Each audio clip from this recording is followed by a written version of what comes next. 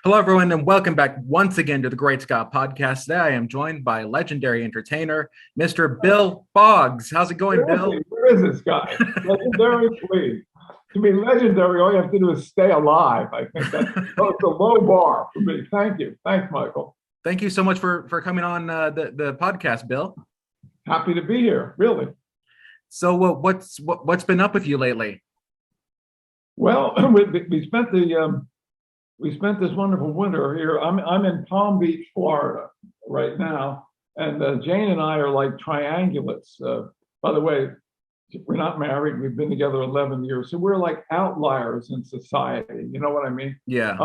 And we have a home here, an apartment, a place in Manhattan, Midtown Manhattan, little Manhattan pad, and a home in East Hampton. And so, at this stage of my life, which is, I just hit like a big zero a little while ago, living the best life I've ever lived, and really still working. Try to swim 5 days a week. I mean, I can swim. I don't try to swim. You can swim. You can swim. Yeah. And I'm working on the sequel to my book, which you have there, The Adventures of Spike the Wonder Dog. That I'm almost finished the second Spike book, which is called Spike Unleashed: The Wonder Dog Returns. That it kind of picks up right at the end of the pandemic. And it's actually harder hitting than the first book, which hit pretty hard. And Bill, I also have to say, I've never had someone wear a suit to one of my interviews that I've done. So you're the most impeccably clad person. Don't overstate it.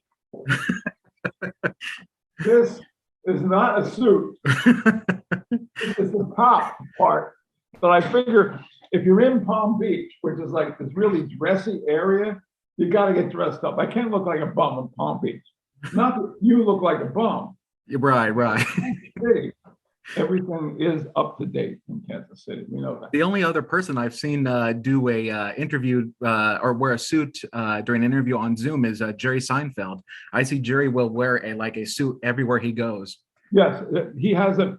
See, some stars have a style. Yeah. Like if you go all the way back to say Yul Brynner. Remember Yul Brynner? Yes. He always wore black. Always. When I interviewed him, I asked him about that. Seinfeld appears like a classic comic from the 60s, 50s, in a suit and tie. The suit fits perfectly. We saw Seinfeld down here about a year and a half ago, just before the pandemic began. Big room, really played it well. Big night.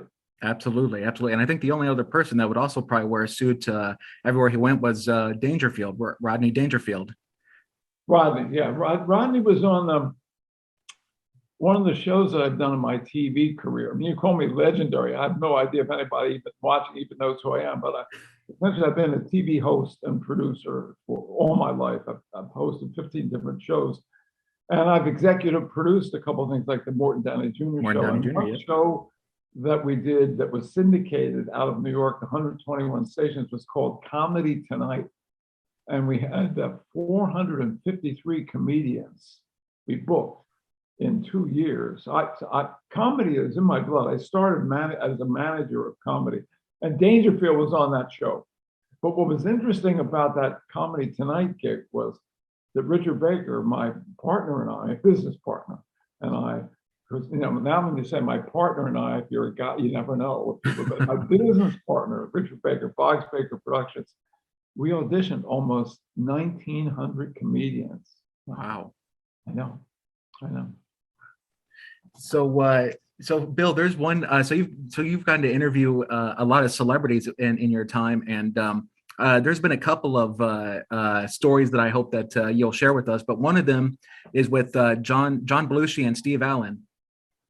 Well, we had on one show, again, comedy, we had Steve Allen, Michael O'Donoghue, who was a writer for Saturday Night Live, and David Brenner.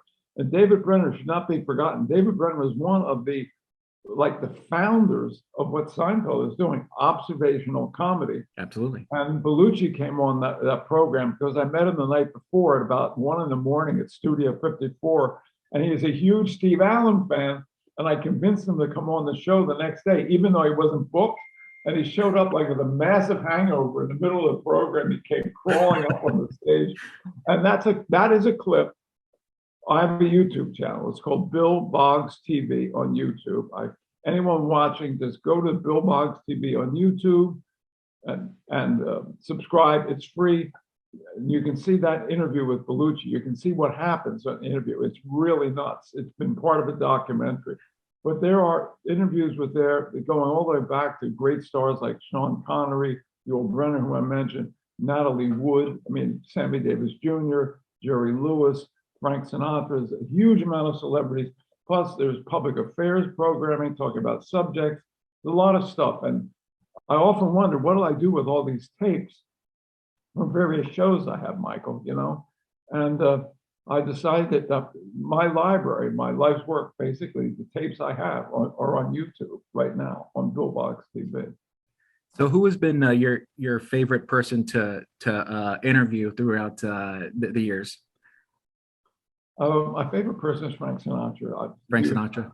Yeah, a huge Frank Sinatra fan.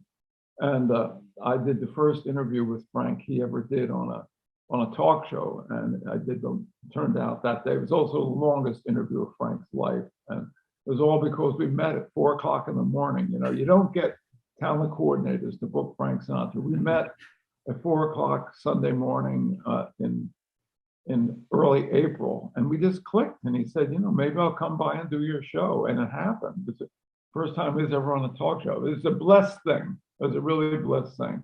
But he knew he could trust me. He knew I cared about him, and he was happy. So here's to Frank. Unfortunately, Frank never drank water, but nevertheless. I will drink to that as well, to Frank. Okay, here we go.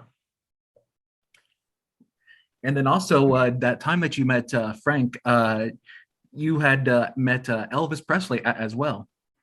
No, I never met Elvis Presley. I saw Elvis Presley perform 3 times. Okay. The most notable time when I was a little kid, and Elvis Presley really hit big in 55, 56, with just Elvis Presley, the Jordanaires, the original unit. I saw that unit 2 days after they did the Ed Sullivan show in Philadelphia. And it was the first time I ever saw a rock show in my life with Elvis Presley in Philadelphia at the arena. Yeah. Lots of screaming, I'm sure. Well, it was, to this day, it stands up as one of the hottest. It was like lightning in a bottle. People were going literally going crazy over Elvis in 56, 57. And it's interesting, having just seen the Grammys recently, with Nas like grabbing his balls. I don't know if you saw the Grammys last time. He was like running around the stage with his hand on in his crotch, like grabbing himself. And you go back to 56 when Elvis Presley was just swiveling his hips and they wouldn't shoot him below the waist. Right. Oh, how things have evolved, right? I know. Next will be a great deal of nudity on television. I hope I live long enough to see it. That's what I'm hoping for. I think you will. I think you will. You're taking good care of yourself. Thank you. Yes, sir. Yes, sir. Now let's talk about your early self, because you were about four years of age, and you said or you documented saying that you always wanted to be on TV. This has been your life dream and goal to be on TV. Yeah, my dream was to interview people like that when I was a little kid, like the men on the radio and television, like forgotten names like Arthur Godfrey, Art Linkletter, Don McNeil. And I used to walk. My mother told me this. I don't remember this. I used to walk around the house like with a pencil, pretending I was an interviewer. So, I every day of my life, Michael, and I really mean this sincerely, I count my blessings for the blessed life I've had. And, I've been able to manifest my dreams. I've been able to use whatever small gifts I've had. And I've not ever been afraid to take a risk creatively. If I felt that I could do something, like I was like singing. And at one point, I was in an off-Broadway musical, and then a cabaret show, and then another off-Broadway musical. And it wasn't that I, like identify myself as a singer. I just thought, I can do that. And back early in the 80s, I had an idea for a novel. I thought, geez, if I could write this, I could get an advance. I could rent a house in the Hamptons. And I made it happen. I manifested that. For years, I had a dream about writing a book about if I would interview successful people about things about how successful people became successful. Excuse me a second. And the internal qualities. And that led to my book, Got What It Takes. And then a year and a half ago, when my last television show, which was on called My Generation, it was produced by AARP, and I did interviews with major people about their success habits for that show. When that was on for 5 years, and we got nominated for Emmys, but we got beaten every year by Martha Stewart for daytime TV. Anyway, I was like Martha anyway. So I decided I'm just going to really focus on writing now. If anybody wants me for television, a man in my mid-70s, I'll take the job, but I'm not going to chase jobs. I'm not going to be aggressive like I've been all my life. And that led to what I consider the best work of my life. Spike the Wonder Dog, as told to Bill Boggs. Satirical novel, The Adventures of Spike the Wonder Dog, as told to Bill Boggs. The dog narrated it to me. He narrated the story to me. And this is high satire, absurdist humor, and it follows the arc of my career, starting in North Carolina. I'm from Philadelphia, but starting my first show in North Carolina, where I had a dog who was Spike the Wonder Dog. Dog got killed. And the idea I had for the book was, what if the dog hadn't got killed and came to New York with a guy like me in today's world and became a huge TV and internet and social media star, Spike the Wonder Dog. So the book is a little bit about the price of fame, but it's a extremely hard-hitting satire about human foibles, about the things that people do that are completely exaggerated. And on the front here, and this has nothing to do with Republican or Democrat. This has to do with humor today. If you look at what happened with the infamous slap on the Oscars, that is literally a first-hand example of what's happening to humor. People are getting pissed off. I'm offended by this comedian. I'll vilify them on social media. You shouldn't say something that offends me. I think that's BS. Comedy, by its definition, is transgressive. So knowing that I was writing a book that was transgressive, that had cultural appropriation, that was objectifying women, that was sexy, that was funny, and it was making fun of people and the way they behave, I chose to put on the cover, warning, politically incorrect humor. And again, I'm not talking about Republicans, Democrats. I'm talking about humor that is warning you in advance. Yeah. You get the Adventures of Spike the Wonder Dog, be aware that there might be something in here that hurts your little feelings. And I said, so what? Because you'll laugh more than you'll be hurt. My feelings get hurt all the day, but they get hurt watching cities get bombed out. Hold it, Spike just fainted. Spike was with me. This is the official Spike the Wonder Dog. Oh, that's Spike. Hi, hey Spike. This is the Spike the Wonder Dog Bank. The first person who buys 100 copies of the book, and this hasn't happened in 2 years, will get this official Spike the Wonder Dog Bank with money deposited in it from me from the profits from the book. There you go. So by the way, you can get this book, Amazon, orderspike.com. Just go to Amazon, type in Bill Boggs book, and give it a read. So let me know what you think. So you had one, going back to something that you were talking about, Martha Stewart. You had interviewed Martha, and then something interesting had happened. I'll let you tell the story. Oh, well, thank you. Yeah, this whole clip, the whole clip of this interview was on Bill Boggs TV. I had a show for 8 years. I was on the Food Network from it launched until about 2002. I had 3 different shows, and I helped the launch and helped create some of the programming on the Food Network. And the big show I have is one I invented. It was called Bill Boggs Corner Table. And it was the biggest scam of my life, Michael. I talked the Food Network. This is an honest God truth. I talked the Food Network into paying me really good money to go to the greatest restaurants in America, sit down, eat for free with big name celebrities, and be on television. They paid me to have lunch with Sophia Loren.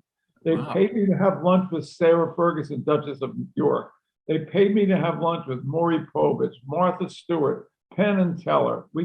The Smothers Brothers, we just had a wonderful time. And so in the lunch with I've always had a crush on Martha Stewart. I've known her a long time. She was on one of my TV shows with her first book, Pies and Tarts. I like that title, Tarts. Not used enough. In the other way, it's not used. Right, right. Tarts. I love tart. There's a tart out there now by the pool. Never mind. For some reason, I just said, "Would you ever like to get married again?" Oh yes, I'd like to get married again. I have a very complicated life, but it could just be a really nice person, like the gardener, right? And I said, "Well, could it be like a guy on television who had a really good show on cable?" And she goes, "Oh, Bill, are you proposing to me at lunchtime?" Well, I think if I'd accepted her invitation, I'd be gardening at her house right now. She'd have, "Okay, Bill, trim the bushes." There you go, Michael. And then the producer or someone is off stage just with their jaw dropped, wondering, did this guy just propose to Martha on live TV? Oh yeah, that was the interesting thing. So when I am on camera, when I'm at my best on camera, and I would recommend anybody on camera on radio to do this, you have really got to follow your instincts. You don't want a producer like behind the camera, no, like this, trying to contain you. If you do something wrong, it can, in the case of this show, it could be edited out. As soon as I asked this question, I looked off the side and I saw the producer going, "Oh." I had stabbed Martha Stewart with my fork while we were eating. Wow. Well, So to get a wow out of you, that's good. I appreciate that. So are you now married to Martha? Excuse me? So are you now? No, I'm with Jane Rothschild, my long-suffering girlfriend. We've been together 11 years. And by the way, you want a good guest? She's a great guest. She has a lot of stories to tell. I just, depending on your desperation level for guests, but she has been on a couple of shows down there. People love her, including me. Absolutely. And one final question for you, Bill. Final question? Yeah. It's not like 3 hours of the story of my life. What? Final? I'm doing Regis. That's Regis. What? Final question? You're talking about me? Final question? I got more to say. That's Regis. Wait, this is Bill Boggs. This is Bill. I may have lunch. Go ahead. So you've been in show business and entertainment practically your whole life. You said from interviewing on TV shows to producing. What advice do you give to someone who wants to get into the whole entertainment industry? I know you mentioned a little bit about your success, but what advice do you give to someone? Try to be as specific as possible. In other words, you said someone who wants to get into an entertainment industry. Yeah. Look at your gift. My gift was I was very good at public speaking. Like in 5th grade, I won a contest, 6th grade, whatever it was, for kids getting up in front of class. Take what you think your strongest suit is, and try to make the easiest entry point you can make. For example, if you want to be a comedian, look for comedy clubs. Start writing your material. But beyond anything else, Michael, beyond anything else, you've got to believe that you can do it. The others have done it. And so you don't want to close a door before you even try to open it. Oh, I could never do that. It's the coulds and the nevers have got to be taken away.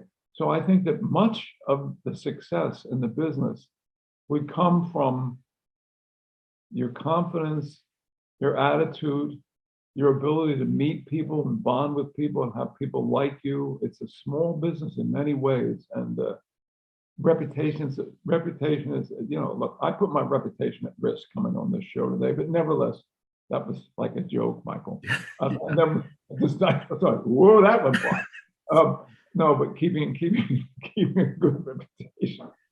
You got me in a very good mood here today. Oh, thank you. Oh, Yes, sir. Welcome. I like your smile. Are you a singer, by the way?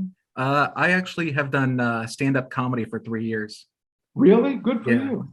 Good for you. Yes, I've entered into the dangerous world of comedy. Yeah. Well, it is dangerous. Let me ask you a question. Just be Yes, sir. completely honest. Have you had a chance to read any of the book? Yes, sir. Tell me, Yeah. give me, as a comedian, give me a reaction to it. How far in it did you get? I'm about halfway through the book, Right. and you mentioned everybody. I mean, you mentioned everybody in the book, and from Fallon to Yeah, there's a lot of celebrities yeah, a mentioned. lot of What about the celebrities. Yeah. humor? Did you laugh at all? Yes. Yes, I did. That's my point. I want to try to entertain people with the book.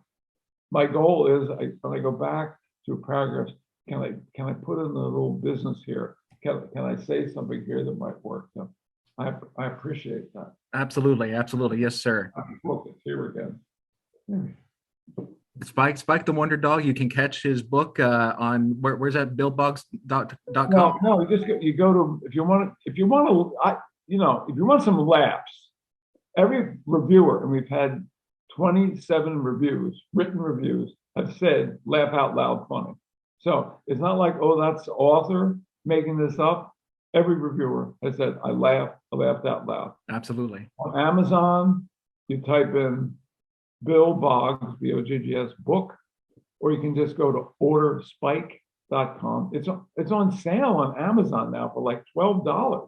The original price was 25. Oh, that's a nice picture of me. I think I could. 20, I was younger then. At 25 was $25. Now it's like 12. So I urge people to get the book and see if they laugh and tell me what they think, you know? Absolutely. Absolutely. I will definitely be sending a copy out to you to get signed, Bill. Oh, thank you. I appreciate that, Michael. So are you Absolutely. working at all this week? Just standing up, doing stand up? Yeah, I try to. Well, right now I'm actually taking a comedy class, a 10-week comedy class with a gentleman named Robert G. Lee, and he's been in like he does like Hollywood warm up for different TV shows and all that stuff. Been in the business for. That's a tough gig. Oh yeah, oh yeah, yeah. That's no joke there. Been in the business for about 34 years, and then I also try to get up about two times a week. Good. That's good. Well, Yes, sir. just gotta stick at it and watch other people. You know, I'm not saying imitate other people, but you got to start. Have to start thinking funny. Right. Thinking funny. Like I have a premise in the new book. I don't want to. You have to read it. But Yes, definitely, definitely. about a hallucination where Geraldo is doing a special called.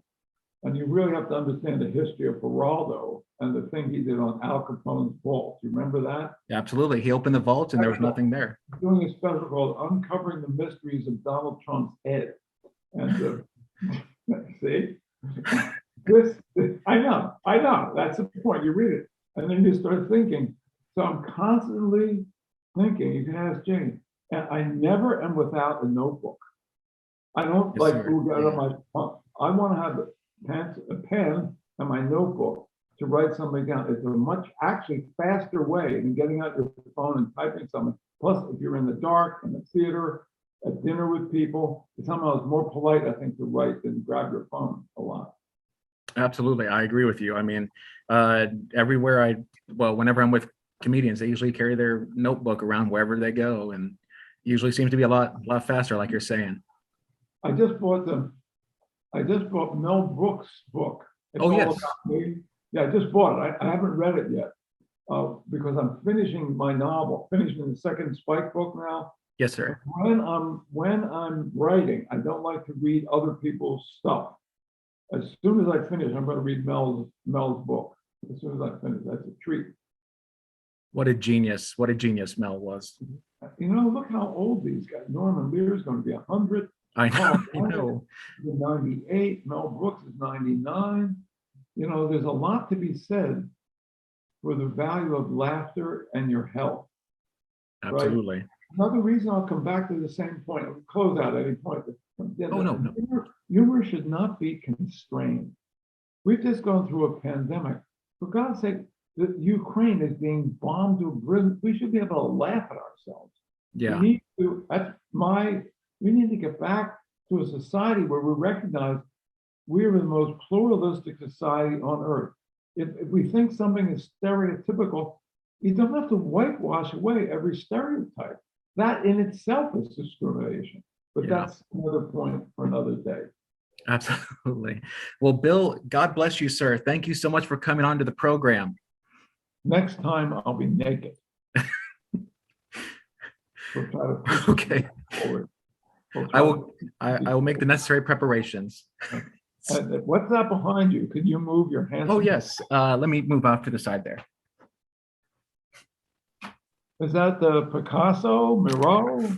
That's a Picasso. Yep. Yeah.